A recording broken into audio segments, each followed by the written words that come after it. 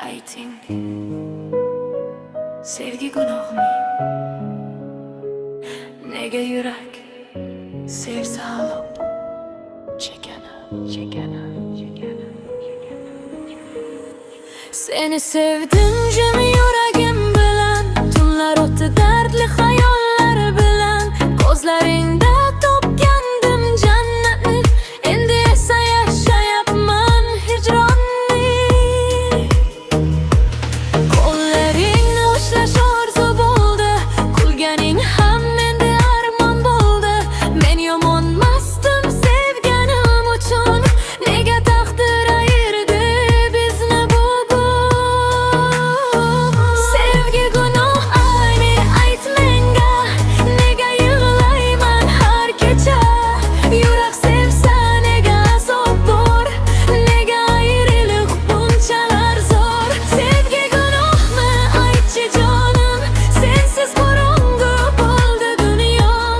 Agar sevish gunoh bo'lsa, men gunoh ko'rman, faqat senidir.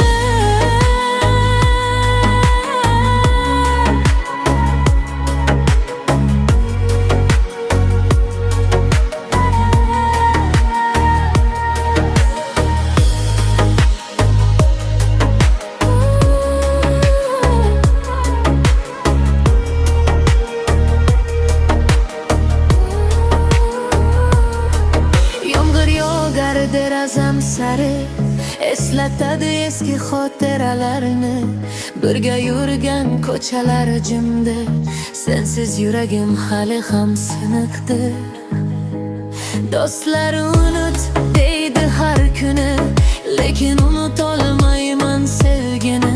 Sening isming yuragimda qolgan, go'yo vaqt ham bizni sog'ingan. Men seni sevdim, faqat seni. Balki xato qilgandirman, lekin chin yurakda. Sevgi gunohmi ayt menga, nega yig'layman har kecha? Yurak sevsa nega azob bor, nega ayriliq bunchalar zo'r? Sevgi gunohmi aytchi jonim, sensiz qorong'u bo'ldi dunyom. Agar sevish gunoh bo'lsa, men gunoh ko'rman, faqat senidir.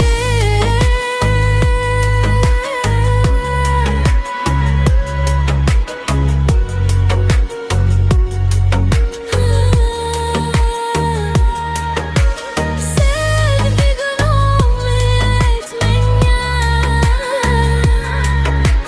nega yurak kuyadi yana? Men senidir, yo'qoldim asta. Sensiz yashash juda qiyin-da. Sevgi gunohmi yoki taqdir shunchaki shafqatsizmi? Yoki taqdir shunchaki shafqatsizmi?